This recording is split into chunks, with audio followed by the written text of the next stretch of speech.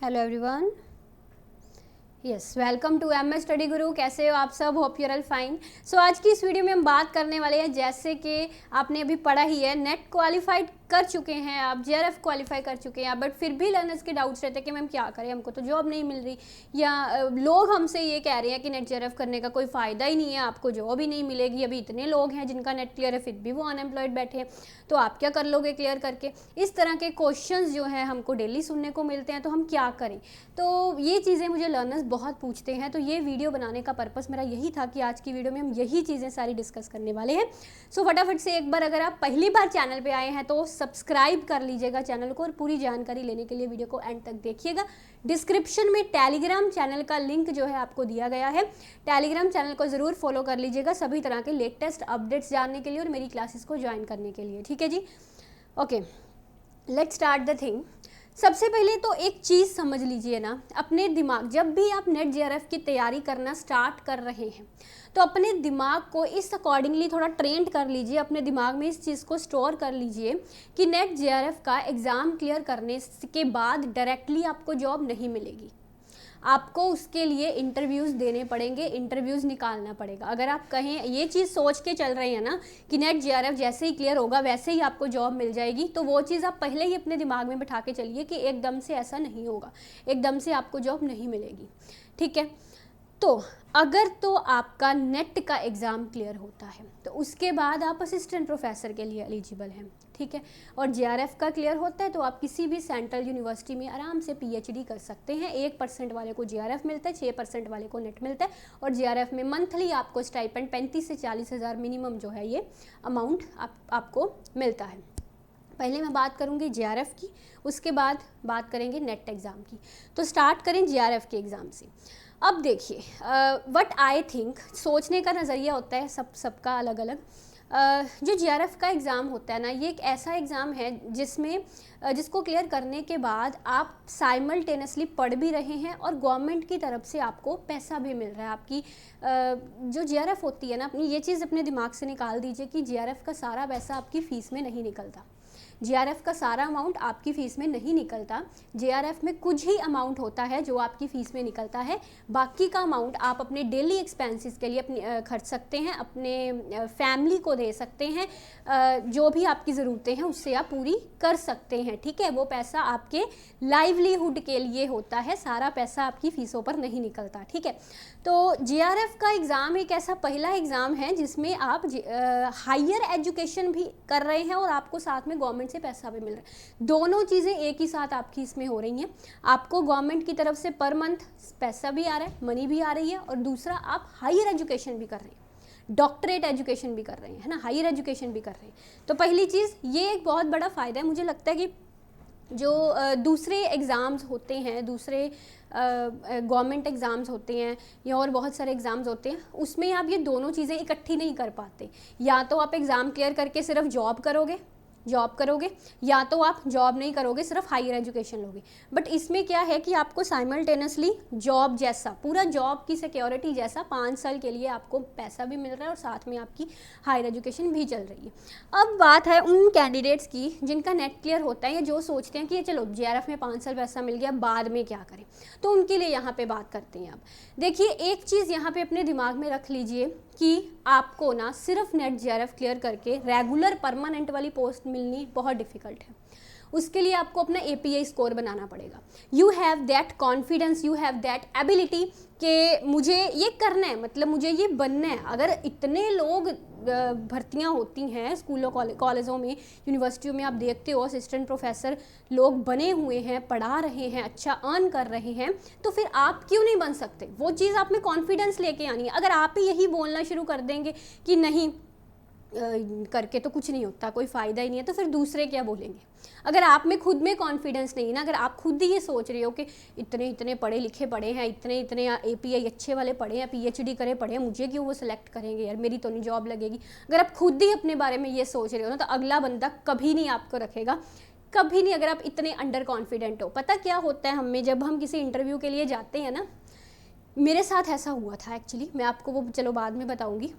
तो इंटरव्यू के लिए जाते हैं ना, हमारे साथ वाला बंदा जब हम देखते हैं ना कि इसने तो पीएचडी कर रखी है, मेरा तो सिर्फ जीआरएफ ही क्लियर है, या इसके तो 4 रिसर्च पेपर्स हैं, मेरा तो एक भी नहीं है ना।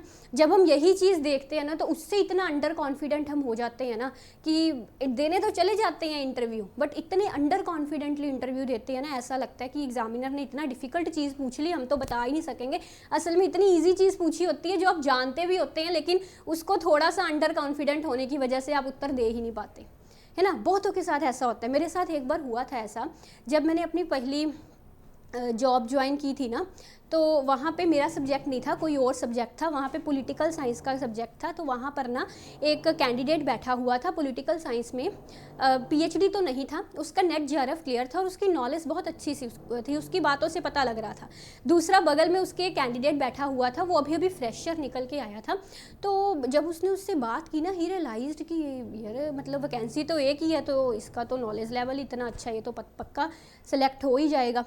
तो मतलब वो उसका कॉन्फिडेंट, इतना अंडर कॉन्फिडेंट वो बच्चा हो गया ना उस टाइम पे। घर से बड़ा कॉन्फिडेंटली आया था कि मैं जॉब की इंटरव्यू के लिए जा रहा हूँ, जैसे ही वो उस बंदे को मिलता है इतना अंडर कॉन्फिडेंट हो जाता है ना कि मतलब ये क्या, मेरा तो होगा नहीं सिलेक्शन, ये मेरे बस की तो बात नहीं है, इतना इंटेलिजेंट बैठा सामने, है ना। तो दैट इज़ द थिंग जो आपको मतलब आपका काम खराब करती है, दैट इज़ द थिंग। तो आप में एक वो कॉन्फिडेंस होना चाहिए। अगर आपको कोई बोल रहा है ना, अगर अरे इसके बाद जॉब नहीं है, क्या करोगे नेट करके, तो बोल दो उसको मुंह पे। दिल्ली में ना इतनी यूनिवर्सिटीज़ हैं, इतने कॉलेजेस भरे पड़े हैं, और हर कॉलेज हर यूनिवर्सिटी में वैकेंसी निकलती है। इस अभी वीडियो के बाद थोड़ी देर बाद मैं एक वीडियो आपके लिए लेके आऊँगी। अभी दिल्ली में कुछ गवर्नमेंट प्रोफेसर्स की भर्तियाँ निकली हैं, जॉब्स निकली हैं, उसके बारे में मैं आपको बताऊँगी।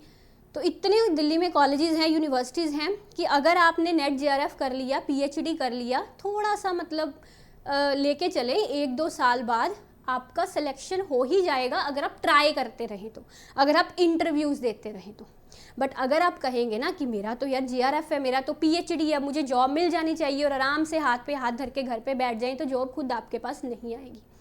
आपको वैकेंसीज फाइंड करनी है, वैकेंसीज फाइंड करके अप्लाई करना है, बाय ईमेल करना है या बाय पोस्ट करना है, वो कोशिशें करनी हैं, प्रिंट आउट्स निकलवाने हैं, फॉर्म फिल्स करने हैं, वो सब चीज़ें आपको करनी पड़ेंगी। इंटरव्यूज़ देने हैं, इंटरव्यूज़ के लिए प्रिपरेशन करनी है, और ये चीज़ से अकना नहीं है, शौक से ये चीज़ करनी है।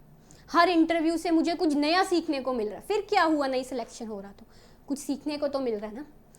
नया इंटरव्यू देना है हर बार, और थोड़ा सा पेशेंस बना के रखना है, थोड़ा सा पेशेंस। जॉब लगेगी, क्यों नहीं लगेगी। अगर भर्तियां निकल रही हैं, कोई तो पर्सन है ही ना कि उन भर्तियों में मतलब सेलेक्ट हो रहे हैं, वहाँ पे जॉब पे लग रहे हैं, कोई तो वो है ही ना। आप जैसे ही हैं, वो भी, उन्होंने भी आप जैसे ही पढ़ा है, ठीक है। तो अगर उनका हो सकता है तो फिर आपका सिलेक्शन क्यों नहीं हो सकता। वैकेंसीज निकलती हैं, देखिए अभी राजस्थान पब्लिक सर्विस कमीशन की निकलती हैं, आप उसके अंदर असिस्टेंट प्रोफेसर की वैकेंसीज निकलती हैं, ऐसे स्टेट वाइज पीएससीज की निकलती हैं। हमारे पंजाब में तो वैसे बड़ी कम निकलती हैं जो सच में बताऊं तो, बट अदर स्टेट्स में बहुत निकलती हैं, अदर स्टेट्स में बहुत निकलती हैं। दिल्ली वाली साइड पे सबसे ज़्यादा निकलती हैं, जो अगर दिल्ली वाली साइड से बिलोंग करते हैं वहाँ पर तो असिस्टेंट प्रोफेसर की वैकेंसी हर महीने आई ही रहती है कोई ना कोई, ठीक है ना। तो अगर वैकेंसीज निकलती हैं तो फिर कोई ना कोई तो वहाँ, मुझे पता है, आई नो वेरी वेल कि इतनी वैकेंसीज नहीं निकलती जितने लोग अप्लाई करने वाले हैं। अप्लाई करने वाले बहुत लोग हैं, बट वैकेंसीज कम निकलती हैं, आई नो वेरी वेल, मुझे पता है इस चीज़ का। बट अपने आप को इतना मजबूत बनाओ, इतना कॉन्फिडेंट बनाओ कि मुझे जो इंटरव्यूअर है वो मुझे क्यों सेलेक्ट करे, उसको नहीं करके मुझे क्यों सेलेक्ट करे। मुझ में कोई तो ऐसी क्वालिटी होनी चाहिए ना कि वो मुझे सेलेक्ट करे उसकी बजाय पे। अगर आप इंटरव्यू में बैठ रहे हो, आपने पेपर्स लिखे हैं, आपने पीएचडी कर रखी है, नेट जीआरएफ क्लियर है, जो क्वेश्चन वो आपसे पूछ रहा है आपके सिलेबस से रिलेटेड, एकदम डट के उसका आंसर दे रहे हैं, जवाब दे रहे हैं एकदम कॉन्फिडेंस से, लाउड वॉइस में, तो क्यों नहीं वो आपको सिलेक्ट करेगा बताइए। उसको कोई रीज़न दीजिए ना खुद को सिलेक्ट करने का। इंटरव्यूअर को भी तो रीज़न चाहिए।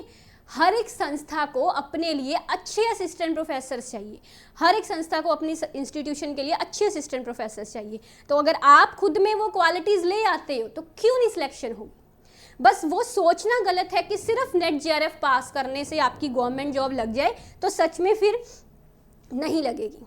नेट जेआरएफ के बाद भी आपको एफर्ट्स लगाने पड़ेंगे, ये चीज़ें करनी पड़ेंगी।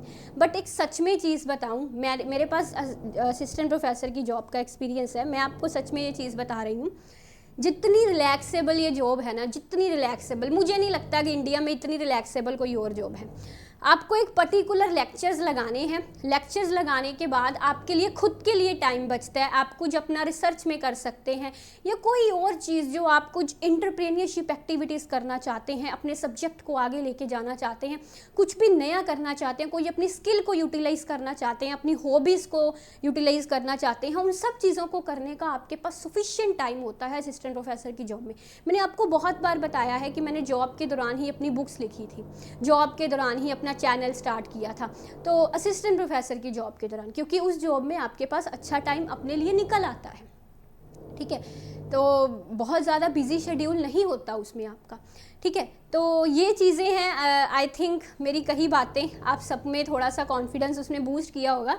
The first important thing is कि आपको अपना माइंडसेट में कॉन्फिडेंट बनाए रखना है। अगर खुद आप कॉन्फिडेंटली अगले बंदे को मुंह तोड़ के जवाब दे सकते हैं कि नहीं, ऐसा नहीं है, वैकेंसीज निकलती हैं और कैंडिडेट्स की भर्ती होती है, हम भी खुद को ऐसा बनाएंगे, उस काबिल बनाएंगे कि हम भी उस इंटरव्यू को क्रैक करके सिलेक्शन करवा लें अपनी, ठीक है। आपको उस काबिल बनना है, अगर आप उस काबिल बन जाते हैं तो आपकी सिलेक्शन होगी, ठीक है, हो ही रही है, वैकेंसीज निकल ही रही हैं तो आपकी भी होगी, बट थोड़ा पेशेंस बना के रखना है, ठीक है, थोड़ा पेशेंस बना के रखना है आपको।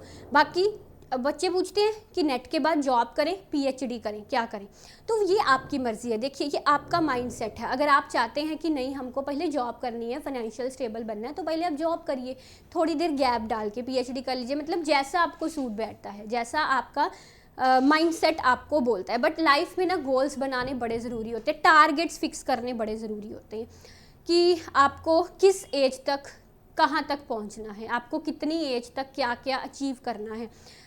इस एज तक पहुंचकर मेरी पीएचडी हो जानी चाहिए, इस एज तक पहुंच के मैं इतना अर्निंग करता होना चाहिए, है ना। तो इन सब चीज़ों का एक टारगेट सेट करके चलना।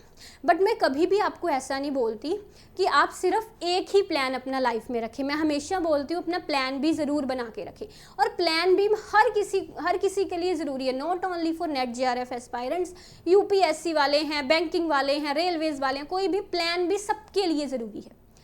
आने वाले हालातों का, फ्यूचर का कुछ भी नहीं हम बोल सकते, कोई भी प्रिडिक्ट नहीं कर सकता कि क्या होने वाला है क्या नहीं होने वाला। प्लान भी आपके पास ज़रूर होना चाहिए, एक ऐसा प्लान भी कि अगर प्लान ए मतलब जितनी मर्जी श्योरिटी हो आपको कि प्लान ए पास हो ही जाएगा, उसके बावजूद भी एक प्लान भी आपके पास होना चाहिए। बाय चांस 1% भी नहीं प्लान ए सक्सेसफुल होता, मेरे पास प्लान बी है उसी वक्त, ठीक है। फाइनेंशियल सिक्योरिटी मेरे पास है, प्लान बी से मैं फाइनेंशियल सिक्योर कर सकता हूँ खुद को, तो वो प्लान भी अपने दिमाग में रख के ज़रूर चलिए, ठीक है, दैट इज़ वेरी इंपॉर्टेंट। सो इसके अलावा आप डिस्क्रिप्शन में दिए गए लिंक से मेरी यूजीसी नेट इकोनॉमिक्स की बुक खरीद सकते हैं और पहली अटैम्प्ट में ही अपना नेट जेआरएफ का ड्रीम फुलफिल कर सकते हैं। प्लस सब्सक्रिप्शन के लिए भी डिस्क्रिप्शन में सारी आपको डिटेल्स दे रखी हैं। टेलीग्राम चैनल ज्वाइन कर लीजिएगा, वहाँ पे बहुत सारे अपडेट्स आपको मिलते हैं और मेरे साथ आप जुड़ सकते हैं टेलीग्राम चैनल ज्वाइन करके। अगर वीडियो अच्छी लगी है सो प्लीज़ लाइक शेयर भी करिएगा, दूसरों तक भी पहुँचाइएगा। Thank you very much, take care, bye bye.